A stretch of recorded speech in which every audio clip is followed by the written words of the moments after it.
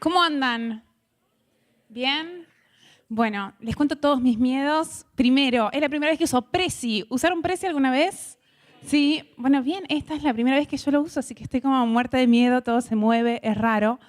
Bueno, eso primero. Segundo, es la primera vez que doy esta charla. O sea, en general doy charlas, pero esta la armé ahora para esto específicamente. Así que es como que vamos a hacer un testing, ¿sí? O sea, a ver si funciona. Y tercero, está en inglés, lo cual, por ahí si me doy vuelta y vengo pensando en castellano y va a ser medio trabado, pero bueno, vamos a intentar, ¿sí? Necesito saber, así los conozco un poco. A ver, levante la mano, ¿cuántos de ustedes son diseñadores? Dice, un montón, bien. A ver, ingenieros. Bien, ok. A ver, ¿qué más? ¿Filósofos? No. Ok. A ver, ¿qué otras especialidades tenemos? ¿Comunicólogos? Muy bien. Computación. Bueno, tenemos un 0,2%. Ok, no, pero bien, muy bien. Bueno, perfecto. Bueno, les cuento, mi formación ha sido ultra, mega, perdón, soy argentina. Si no me entienden algo, díganme y buscamos sinónimos. Mi formación ha sido un paseo por 80.000 cosas. Imagínense que estudié 7 años teología y filosofía y en paralelo estudié marketing y recursos humanos por trabajo. Así que bueno, ha sido un popurrí de 1000 cosas. Me preguntaba Dago, ¿pero qué sos? Y me dijo, pero, persona. O sea, ¿qué es esa pregunta? Cuando estaba armando como mi presentación. Entonces dije, bueno, voy a explicar un poco de esto. Mi presentación es, soy nihilista, o sea, completamente de la tendencia de Nietzsche, existencialista. Amo la música y amo la poesía. Soy observadora del vínculo entre el humano y la computadora. Y soy analista de User Experience. Esto es básicamente cómo me defino, más allá de las cosas que estudié formalmente. Algo que es súper importante, todo el tiempo me cuestiono absolutamente todo, ¿sí? Así que, de hecho, tengo un blog, ahí lo pueden googlear, que realmente si leo posts que escribí en el 2009, hoy por hoy me los cuestiono absolutamente, pero los dejo porque el ser humano es contradictorio y está bien, y es una contradicción. Así que quizás cosas que diga acá yo las estoy pensando todavía y las cambie en la próxima charla, ¿sí? Y de hecho, tengan esta cuestión de cuestionarme también a mí. Así que esto es simplemente un espacio de reflexión en voz alta donde todos podemos seguir reflexionando, ¿sí? Bueno, esto se trata de cómo armar un laboratorio de UX, o sea, cómo empezar a medir las cosas. Recién me encontré con una chica en el baño y le pregunté, ¿cuál es tu expectativa de la charla o qué estás esperando? Y me contó que, me dijo, bueno, le conté un poco de lo que iba a dar y me dijo, qué bueno, así salimos un poco de la subjetividad, ¿no? Igual ahora vamos a hablar un poco de qué es la subjetividad en realidad en la investigación, pero lo importante es esto, que cuando hagamos un sitio web, una aplicación mobile o lo que sea, salgamos hay una palabra medio fuerte que a veces uso, que es opinología, que es empezar a opinar lo que el usuario va a hacer. Lo cual está bueno para una etapa de brainstorming, pero después hay que afilarla para que sea un poco más profesional y para que no sea tanto nuestro parecer, ¿sí? Una vez me llamaron de una empresa y el director de producto me dijo, pero necesito que los diseñadores no digan más, yo siento que el usuario va a hacer clic acá, ¿sí? O sea, porque el siento, no. O sea, hay que empezar a medir las cosas. Entonces la pregunta es, bueno, a ver, ¿cómo medimos con o sin presupuesto? Otro tema que hablábamos ayer acá con los chicos es que una cosa es el campo académico, donde tenés días y meses para decidir dónde va un botón y todas las cosas científicas de, a ver, todas las personas que hicieron un botón en su vida, ¿no? Ella me decía.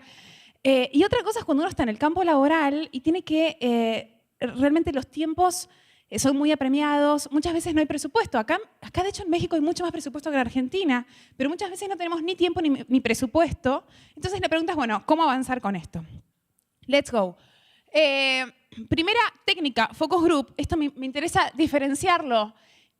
¿Para qué nos sirve hacer un focus group? ¿Saben todos lo que es un focus group? Digamos, es un grupo de discusión enfocado, digamos, eligiendo determinados perfiles. Lo que me interesa diferenciar de un focus group o entender de que para qué sirve un focus group es esto. Primero, sirve para detectar lo que la gente cree que necesita o lo que la gente opina, ¿sí? Estamos trabajando desde la percepción, ¿ok? O sea, un focus group no nos sirve para decir, ¿les resultó fácil de usar la aplicación? ¿Sirve realmente para eso? No, porque una cosa es lo que el usuario hace, otra cosa es lo que interpreta que hace y otra cosa es lo que dice que hizo. ¿Sí? Quizás lo que dice que hizo no solo porque le dé vergüenza, le dé pena, no solo por eso, sino porque realmente si no sabe programar o si se confunde con algo, su interpretación puede ser errada.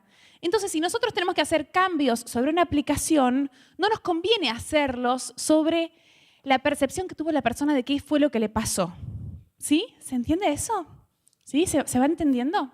Entonces, algo importante, el focus group sirve para analizar y profundizar en la fenomenología del discurso, ¿sí? O sea, en lo que la persona percibe y entender cómo detrás del discurso. Esto va a ser completamente subjetivo y sí, va a ser subjetivo y va a ser desde el moderador sacando insights, ¿sí? El tema es este.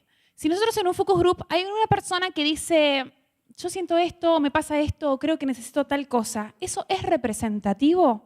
Si yo tengo un grupo de 10 personas y una persona me lo dice, en realidad no.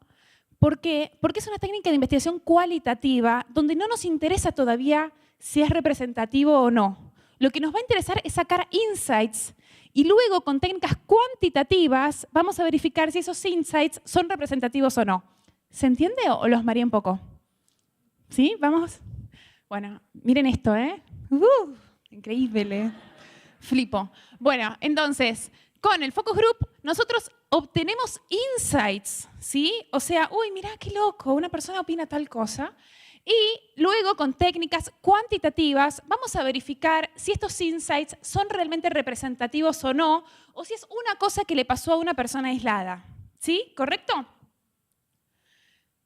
Entonces, vamos a trabajar acá sobre la percepción, que no es operabilidad, ¿sí? O sea, vamos a escuchar lo que las personas perciben y opinan, pero no vamos a ver a una persona equivocándose, que es otro mundo, que son otras técnicas con las cuales vamos a medir otras cosas. ¿Correcto? Porque, esto es lo que les decía antes, una cosa es lo que el usuario hace, otra cosa es lo que interpreta y otra cosa es lo que dice, y de acá a acá hay 400 kilómetros de distancia, ¿sí? Y eso lo tenemos que entender y lo tenemos que tener súper claro. Esto es lo que dice Henry Ford cuando en algún momento habló del tema de sus autos y dice, si le hubiese preguntado a la gente qué querían, nos hubiese dicho caballos más rápidos, ¿sí? Entonces, ¿qué pasa con esto? Si uno le pregunta a la gente qué quiere, quizás diga lo que quiere, pero uno va a tener que leer detrás de las palabras y decir, caballos más rápidos, vos querés velocidad, ¿no? Ok, bueno, te voy a hacer un auto, ¿sí?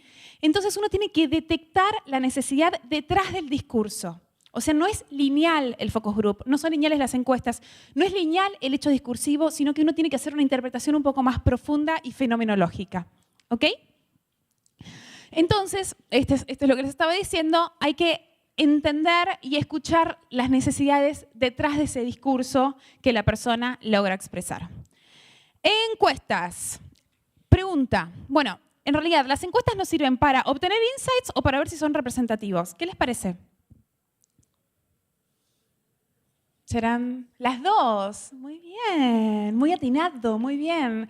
Porque podemos tener encuestas abiertas que pueden ser más exploratorias, de bueno, a ver, ¿qué fue lo que más te gustó de tal cosa? Entonces las personas van a empezar a expresarse, ¿sí? Pero luego uno va a una cuestión más cuantitativa, entonces va a decir, bueno, del 1 al 5, decinos cuánto te interesó esto, lo otro y lo otro. ¿Se entiende esta diferencia? Podemos tener encuestas abiertas donde son exploratorias y necesitamos que las personas se expresen. Y nosotros tenemos que escuchar a ver qué logran decir y a ver qué logran escribir y verbalizar. Pero por otro lado, una vez que tengamos todos esos insights, la pregunta es, bueno, ¿a qué de todo esto le hacemos caso? ¿Por dónde? O sea, ¿qué de todo esto es realmente importante y qué de todo esto no es importante? ¿Sí? Porque quizás de 1000 encuestas haya una persona que diga una cosa que nos parece interesante, pero es una persona de 1000. ¿Y qué hacemos frente a eso? Cuando es exploratoria, cuando es abierta, decimos, ¿esto es representativo o no? Porque quizás es una persona que logró decir una idea fantástica que no se animaron o que no se les ocurrió a todos los otros, o quizás es una idea que hay que desechar.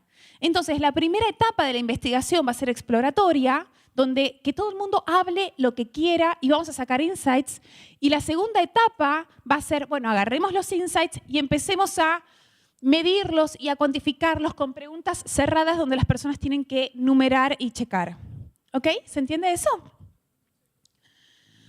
Entonces, las encuestas abiertas son para entender la fenomenología y las encuestas cerradas son para medir y para probar si estos insights que nosotros sacamos son realmente representativos o no. Charán, charán. Entonces, las encuestas siempre van a estar vinculadas con la percepción. ¿Es válido que yo le pregunte a alguien, ¿te pareció fácil de usar el sitio? ¿Es válido? Esto es lo que hablábamos. O sea, francamente, personalmente me parece que no sirve esa información porque lo que la persona va a decir tiene que ver con la percepción, pero no con la operabilidad. ¿Ok? Entonces, sacamos esta información y en las encuestas cerradas nos fijamos si es representativo o no. ¿Ok? Hasta ahora vamos con dos técnicas, focus groups y encuestas. Todo esto, estas dos técnicas en realidad nos sirven para sacar insights sobre funcionalidades, sobre cuáles son las necesidades que tenemos que resolver en nuestro sitio o aplicación. Por otro lado, tenemos otras tres técnicas, que puse acá, elegí 5 aleatoriamente, que en realidad van a tener que ver con usabilidad, que tiene que ver con, ok, una vez que tenemos las funcionalidades que vamos a incluir en el sitio, vamos a verificar si las estamos implementando bien o las estamos implementando mal. ¿Ok? O sea, una cosa tiene que ver con el qué y las otras tres técnicas van a tener que ver con el cómo. ¿Se entiende esa diferencia? Card sorting. ¿Alguno alguna vez trabajó haciendo card sorting? Ah, bueno, claro, las especialistas. Ahí tenemos una persona más. Muy bien. Card sorting es un trabajo con tarjetas donde uno a veces tiene que definir cómo hacer para llamar a las cosas, dónde ponerlas, dónde pongo esto, y cómo lo llamo, y cómo lo agrupo. Entonces, al preguntarse eso, uno puede tener estas técnicas donde invita a usuarios, recluta a usuarios, puede ser individualmente o en grupo. Entonces, uno empieza a etiquetar las cosas. En realidad hay dos formas de hacer lo que es abiertas y cerradas que ahora lo vamos a ver. Esto me encantó porque la vez pasada un cliente me dijo, ¿cómo hacemos para que las personas aprendan nuestras palabras en una financiera? Y le dije, che, ¿y si lo cambiamos? ¿Y si en realidad escuchamos las palabras que usan ellos y tratamos de usar sus palabras en lugar de que tengan que aprender las nuestras? Esta sería como la idea del card sorting. Esto es algo que hizo Lutero, Martín Lutero. ¿Lo conocen a Martín Lutero? ¿Sí? ¿Se acuerdan? Alemania, año 1500. Que era lo que pasaba, parte de la Iglesia Católica, lo que hacía es decirle a la gente, bueno, si quieres ir al cielo, esta idea de cielo de la Iglesia Católica, si quieres ir al cielo tienes que darnos tus terrenos, tus casas, y así nosotros te aseguramos allá un ticket. Entonces lo que dice Martín Lutero es, bueno, esto está pasando por algo. Los alemanes no saben leer, no me acuerdo si estaban leyendo la Septuaginta o la Vulgata Latina, o sea, no me acuerdo si estaban leyendo la versión traducida al griego o al latín. Pero Lutero lo que dice es, están siendo engañados porque no entienden el vocabulario. Entonces lo que hace es la primera traducción a la Biblia en el alemán. ¿Sí? Era el libro sagrado para el cristianismo, es el libro sagrado para el cristianismo. Entonces a Lutero lo llaman el monje de los mercados, porque Lutero empieza a pasear por los mercados y a preguntarle a la gente, bueno, a ver, ¿cómo se llama esto? ¿Flor? Ok, flor. Entonces anotaba el vocabulario de la gente en los mercados y a partir de eso hace la primera traducción de la Biblia al alemán. ¿Sí? Esto mismo es lo que hacemos en el card sorting. Le preguntamos a la gente algo así como, ¿cómo se llama esto para vos? ¿Se llama así? Ok, perfecto. Entonces vamos a usar la palabra del otro para que no tenga que aprender nada nuevo y para que no tenga que generar un esfuerzo en la curva de aprendizaje. ¿Sí? Entonces tenemos dos tipos de card sorting o más, ¿no? Uno puede crear con estas cosas. Entonces puede ser abierto o puede ser cerrado. Abiertos donde las categorías, los grupos no tienen nombre y los usuarios le tienen que ir poniendo nombre a cada grupo de cosas. Y cerradas es cuando ya tenemos nombres y en realidad tienen que ver si localizan las cosas o no las localizan. ¿Sí? ¿Se entendió? Card sorting, think aloud. Esto para mí es la base de todo. Think aloud. Think aloud, ¿qué es? Es una técnica donde nosotros le pedimos a los usuarios que logren objetivos y nosotros vamos a observar si los usuarios los logran o no, si se equivocan o no, y con qué se equivocan y con qué dudan. ¿Ok? ¿Alguien hizo Think Aloud aquí? ¿Sí? ¿Las especialistas? ¿Alguien más? Ok. O sea, Think Aloud es como muy fácil. Es como agarrar a mi mamá y decirle, a ver, mamá, trata de comprar un vuelo a Cuba en este sitio y deja que yo te mire. Entonces mi mamá tratando de hacerlo y equivocándose con absolutamente todo, y yo ver con qué se equivoca, entender y hacer los cambios. Ok, no, este botón no lo vio, tendría que estar acá, y empezar a entender a partir de lo que la persona hace y con las cosas con las que se equivoca. ¿Correcto? ¿Se entiende? Entonces, ¿qué necesitamos? Necesitamos definir los objetivos que los usuarios tienen que resolver, ¿sí? Entonces, lo cual está muy bueno porque vamos a empezar a enfocar nuestros sitios y nuestras aplicaciones a cuál es el objetivo al cual el usuario tiene que llegar, ¿sí? Entonces, definir los objetivos, encontrar gente que sea representativa con la gente que lo va a hacer. Lo importante es que la gente, que no agarremos ni a un diseñador, ni a un programador, ni a nadie que sea de nuestro mismo oficio, ¿sí? Porque acá no nos interesa una opinión profesional de un colega, sino todo lo contrario. Lo que nos interesa es agarrar gente que venga completamente de otro campo y poder hacer una observación de esa interacción, ¿sí? Y necesitamos hacer los prototipos. Las pruebas de usabilidad personalizadas, Think Aloud, se pueden hacer tanto con el sitio online como sobre wireframes de distintos tipos de fidelidad, ¿correcto? Lo bueno de esto es que cuanto antes empezamos, mucho mejor. No vaya a ser cosa que programemos algo que los usuarios no entiendan. No sé si alguna vez les sucedió. Entonces, algo importante. ¿Cuál es la diferencia entre un bosquejo y un prototipo? Los otros días estaba dando una clase de Think Aloud, hicimos un tallercito y dijimos, bueno, a ver, tenemos las consignas que los usuarios tienen que resolver, o sea, los objetivos, y todos empezaron a prototipar, y cuando empecé a pasar por los grupos, empecé a ver que toda la gente había hecho bosquejos, pero no prototipos. ¿Cuál es la diferencia? Acá hay muchos diseñadores. Un bosquejo es cuando agarramos algo y decimos, bueno, acá va el header, acá va el footer, acá tiramos un lorem ipsum, acá una imagen. Entonces, ok, eso nos sirve para empezar a discutir cosas en el equipo, ¿sí? Lo voy a discutir con mi colega, lo voy a discutir en un brainstorming para ver si sirve o si no sirve. Pero cuando quiero hacer una prueba de usabilidad, no puedo darle ese bosquejo a una persona, a mi mamá, por ejemplo, ¿sí? Entonces, voy a tener que pasar por una fase intermedia que es armar los prototipos, armar los wireframes, ¿sí? Donde la información tiene que ser creíble y todos los números del flujo completo tienen que ser coherentes. Porque si uno pone números, bueno, uno está trabajando y tira números y después cuando haces la prueba de usabilidad y le dices al usuario, bueno, a ver, intenta comprar, no sé, un sachet de leche en el supermercado que armamos con nuestros papelitos, y te vas a decir, ah, no, pero acá el precio, y cambió el precio de pantalla a pantalla, y decís, ay, por Dios, es un prototipo. Pero no, la gente se puede llegar a bloquear si la información no es coherente.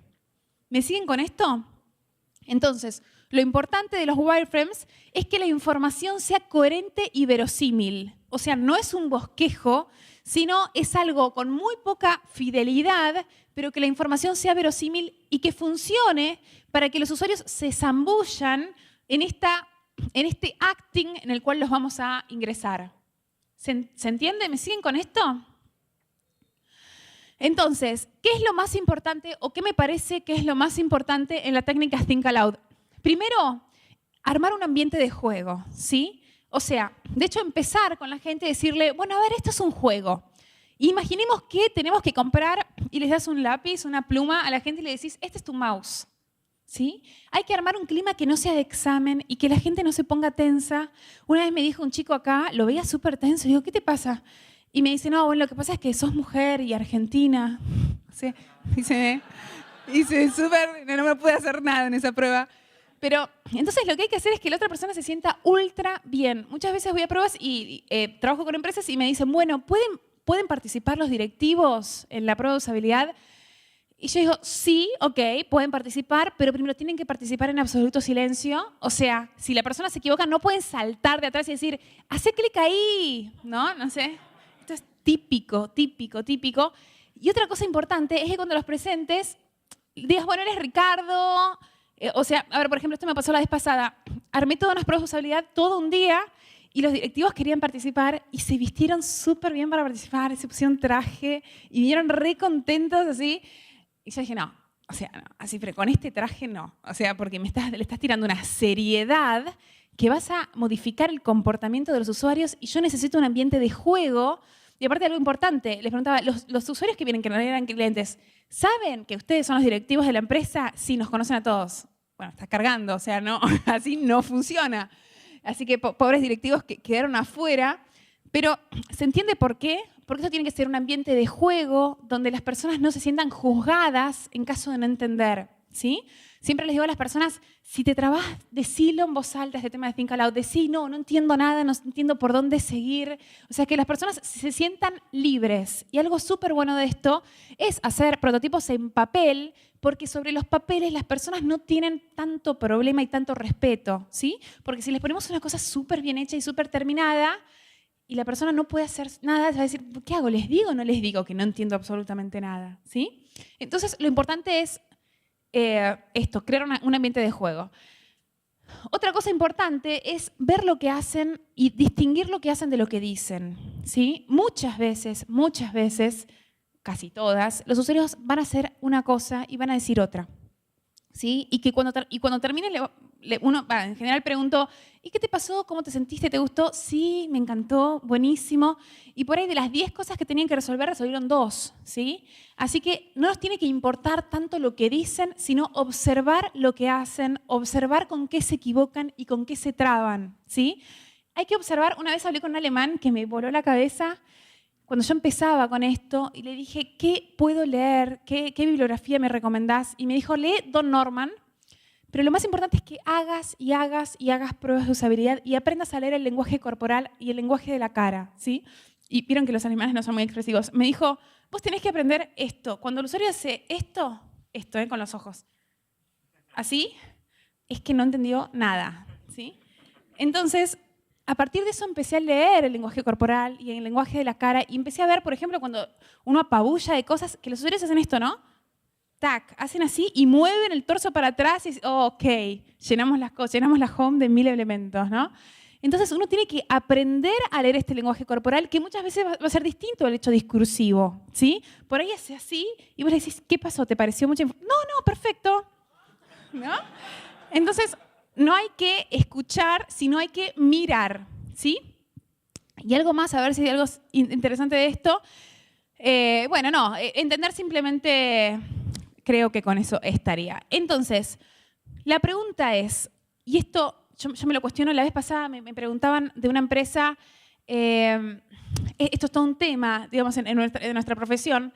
La pregunta es, Think Aloud, esta técnica que les estoy contando, ¿es cualitativa o es cuantitativa?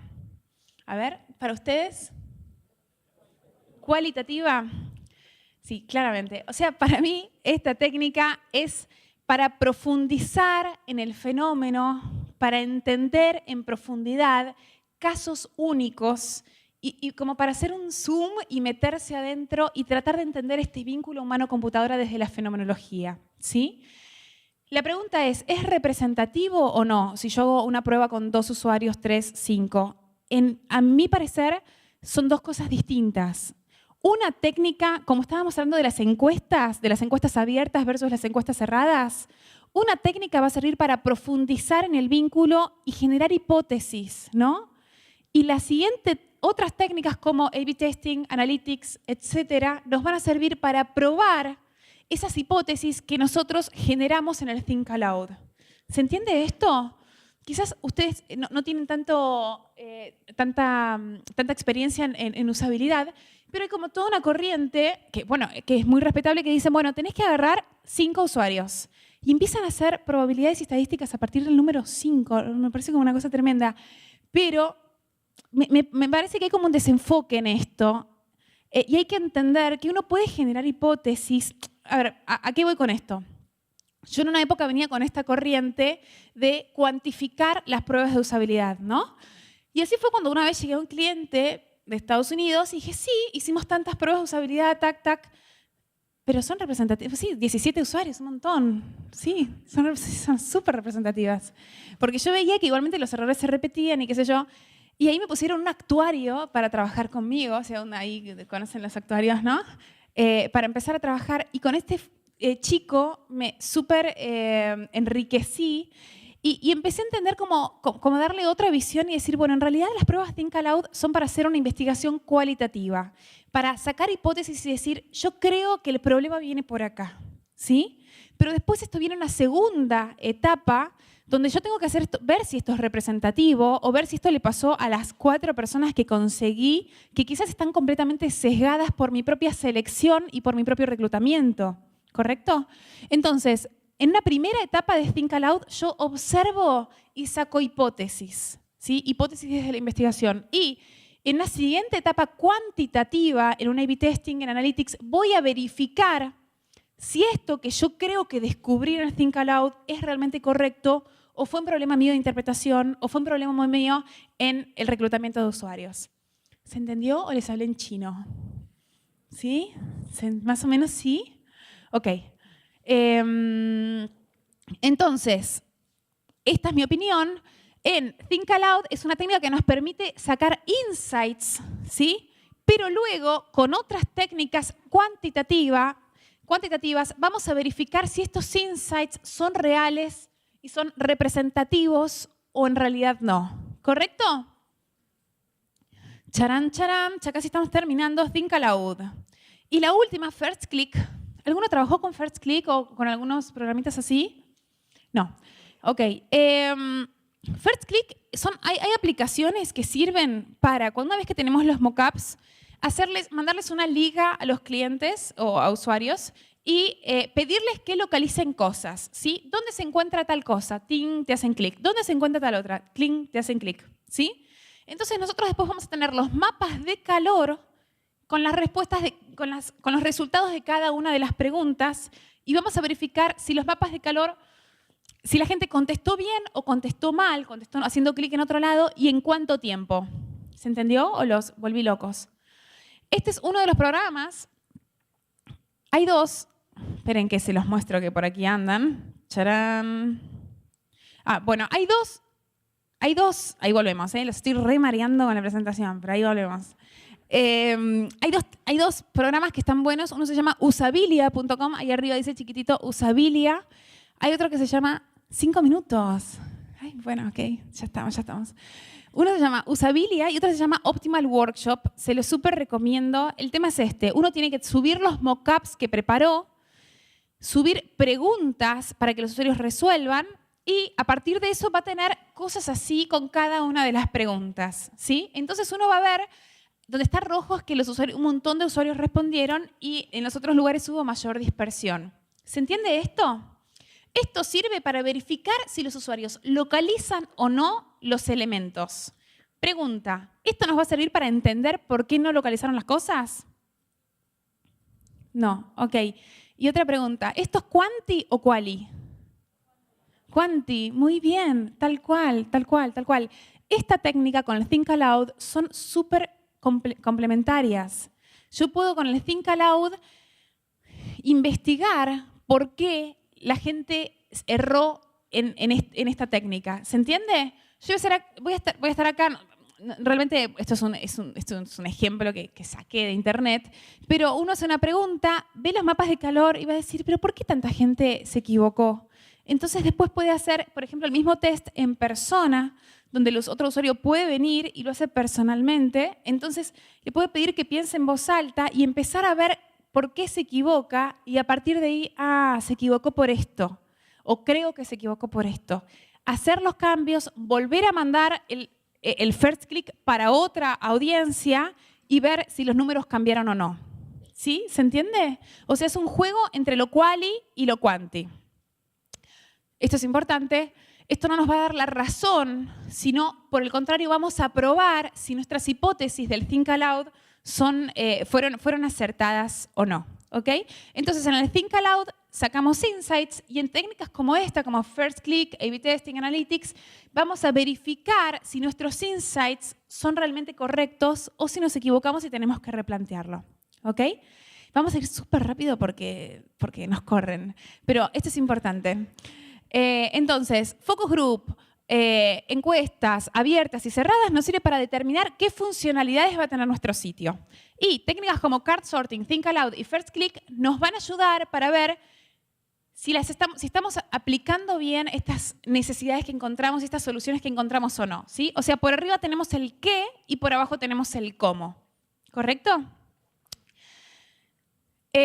Pregunta, ¿cómo incluyo estas técnicas en un proceso? ¿Es necesario para un producto mínimo viable, para una cosa que estoy haciendo súper rápida o no conviene?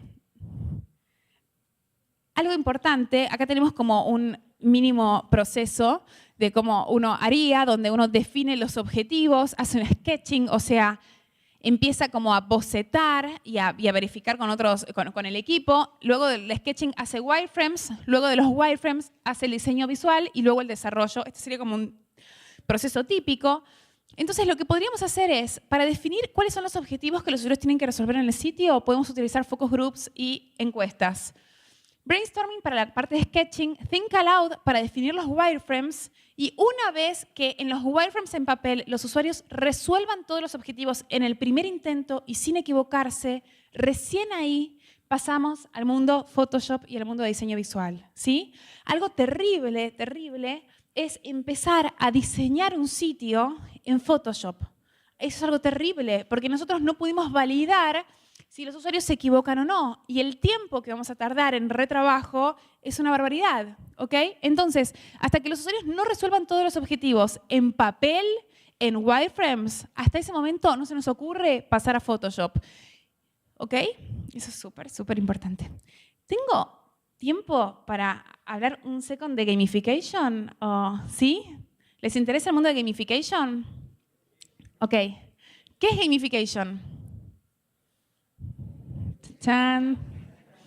A ver. ¿Alguien sabe? Ahí, a ver.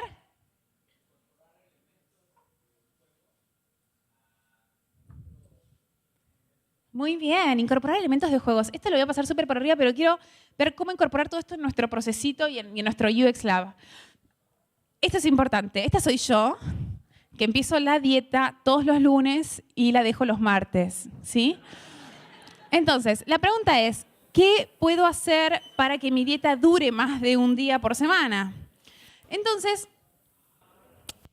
¿qué pasa cuando nuestra motivación intrínseca empieza, pero no es tanta, y se nos cae? Digamos, esto puede pasar con la dieta o puede pasar con un usuario cuando completa un formulario, ¿no? Porque quizás 2, 3 campos, ok, pero si nosotros tenemos que pedir un formulario infame de miles de cosas que realmente necesita nuestro sistema, puede ser que el usuario empiece súper motivado y ya en el campo número 16 diga, no, bueno, no, listo, ok, lo hago otro día, ¿no?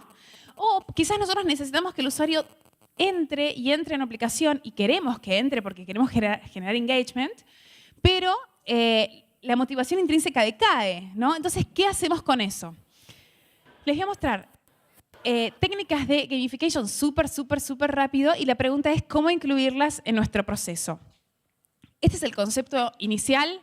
Hay una motivación, por ejemplo, cuando uno sube una foto a Facebook, que es mostrar una foto o presumir, como dicen aquí en México, de una foto. Entonces, ¿la acción cuál es? Subo una foto, le pongo un título y el sistema me da un feedback, me genera que mis amigos me pongan likes, me pongan comments, ¿sí? Y este feedback genera mayor motivación. Acá tenemos un círculo donde empiezo con un poco de fuerza, tiro algo y como hay una retroalimentación del otro lado, digo, ah, mira qué bueno, me pusieron un montón de likes, listo, mañana subo otra, ¿no? Entonces, esto es un círculo que se retroalimenta y que hace que el usuario se enganche con la aplicación y esto, imagínense que no existieran, imagínense que en Facebook no existieran los likes ni los comentarios. ¿Qué sería? La muerte, ¿no? Entonces, tipos de retroalimentación o tipos de cosas que nos van a ayudar para generar este engagement. Algo importante es permitirle al usuario que pueda personalizar las cosas, ¿no? Este es mi Google Plus, donde yo necesito poner esa foto porque es un lugar donde yo quiero pasar tiempo, ¿sí? Entonces, necesito poder personalizarlo y esto es parte de poder generar este engagement. La competencia. ¿Cuántos usan Foursquare aquí? Bien, ok. Bueno, yo soy adicta a Foursquare y cada vez que le gano a alguien soy como muy feliz.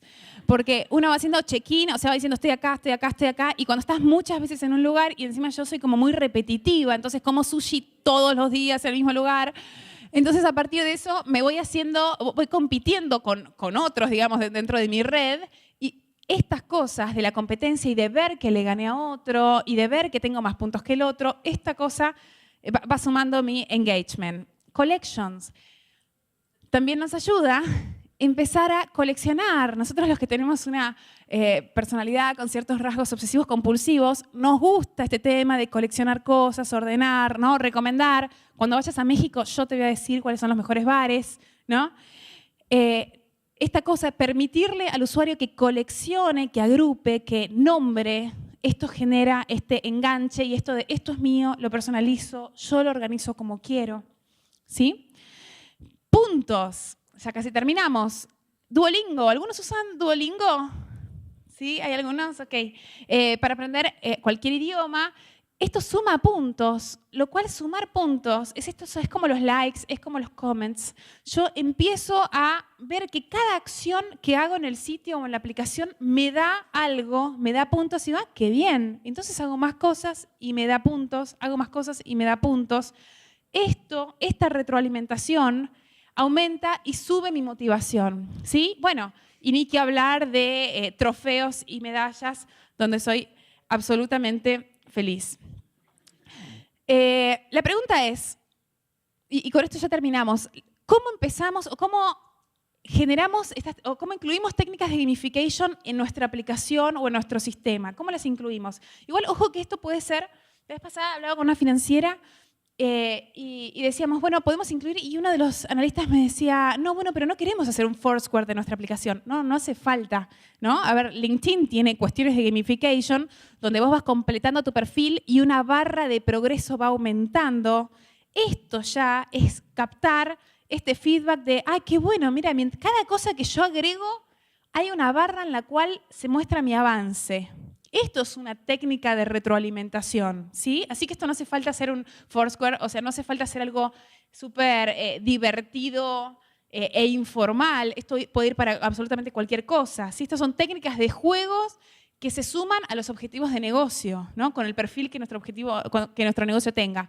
Entonces, ¿cómo hacemos para incluir técnicas de gamification en lo que queramos hacer? Empezamos a crear medallas. Les pedimos a los diseñadores, che, haceme 10 medallas. Empezamos así. Charán, charán. Algo importante, y este es el cierre, es identificar cuáles son los comportamientos que queremos que los usuarios hagan, ¿sí? O sea, nosotros queremos que el usuario complete el formulario completo, ¿sí?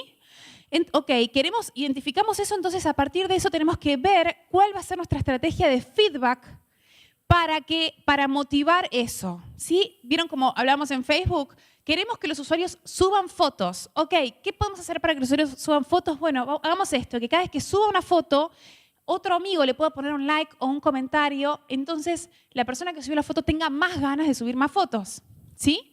Entonces, esto es lo mismo. Queremos que complete el formulario, pongámosle algo que suba su motivación, ¿sí? Uy, qué bueno, gané puntos, hice esto y gané puntos. Bien, estamos retroalimentando y estamos aumentando esta motivación, ¿sí? Entonces, empezamos por definir cuáles son los comportamientos, entonces definir los objetivos que los usuarios van a tener que resolver en el sitio, desglosar esos objetivos en tareas, agrupar las tareas que estén vinculadas o que sean asociables y empezar a crear estrategias de feedback para cada uno de esos grupos de tareas. ¿Se entendió? O sea, es un trabajo de entender qué queremos que el usuario haga. ¿Queremos que haga esto? Perfecto. ¿Cómo lo vamos a motivar? ¿Cómo vamos a generar el feedback necesario, esta retroalimentación para que el usuario diga, uy, qué bueno, hago esto y subo puntos? Bien, entonces lo sigo haciendo. ¿Correcto? Entonces, en nuestro procesito que teníamos antes, lo que se agrega es un segundo paso, que es el diseño de la experiencia, ¿sí? Entonces, uno empieza a definir los objetivos que quiere que los usuarios cumplan. En segundo término, definir todo esto que estábamos hablando recién, de, bueno, a ver, ¿cómo vamos a hacer para que el usuario complete el formulario? Vamos a generar, no sé, una barra de progreso. ¿Y cómo hacemos para que haga tal cosa? cada vez que lo haga le vamos a dar un punto. ¿Y cómo hacemos para...? Le vamos a subir de nivel cada vez que logre tal cosa, ¿sí? Esto es un trabajo de diseño de la experiencia que queremos generar. Y luego de esto el sketching, o sea, los primeros bocetos. Luego de los bocetos y de nuestro brainstorming, los wireframes, que los vamos a validar con esta técnica de Think Aloud, con este juego de papelitos con los usuarios. Luego de esto el diseño visual y luego de esto, el desarrollo. Entonces, ¿cuáles son los beneficios de esto? Vamos a reducir los riesgos, no vamos a subir un mínimo producto viable que no sepamos si los usuarios comprenden o no. ¿Okay? Con la prueba Think Aloud, realmente sobre los papelitos vamos a descartar todas las cosas que no funcionan, vamos a reducir el retrabajo. ¿Cuántas veces los diseñadores tienen que hacer cosas y después cuando ven que no funcionan las tienen que cambiar, pero es muchísimo más caro, ¿no? Y vamos a estar seguros de que los usuarios entiendan cómo interactuar con nuestras interfaces. Y lo más importante, o lo que me parece que es lo más importante, es prototipar rápido. Y esto es súper importante. No podemos estar un año prototipando porque nos vamos a enamorar de nuestros prototipos y no tenemos que enamorarnos, ¿sí? Así que tenemos que prototipar súper rápido. Tenemos que hacer pruebas de Think Aloud inmediatamente, ¿sí? O sea, en 2 días prototipas todo un sitio y ya al día siguiente reclutas usuarios y uno por uno haces pruebas de Think Aloud porque vas a tener que tirar esos prototipos. Esos papeles que están ahí son prototipos míos, que los otros días les saqué una foto, donde hicimos todo y cuando hicimos una prueba de usabilidad vimos que la secretaria no entendió absolutamente nada y se equivocó con absolutamente todo y ese fue el resultado de mis pruebas de usabilidad, ¿sí? Tuve que tirar todo, hacer bollos con el papel y empezar de nuevo, ¿sí? Si nosotros hubiésemos programado esto, dicho así, obvio que se entiende, porque para nosotros es clarísimo, claro, nosotros los que lo hacemos, esto hubiese sido un costo para la empresa bastante alto, ¿no? Entonces, prototipar ágilmente, testear inmediatamente y tener la inteligencia de aprender de los errores cuando las cosas no funcionan. Esto es como romper con el ego y decir, me tengo que enamorar pero de la curva de aprendizaje. O sea, me tengo que enamorar de que los usuarios comprendan en el primer intento. ¿Correcto? Bueno, caballeros, esto es todo, en realidad. ¿Se animan a armar sus propios laboratorios para sus propios proyectos?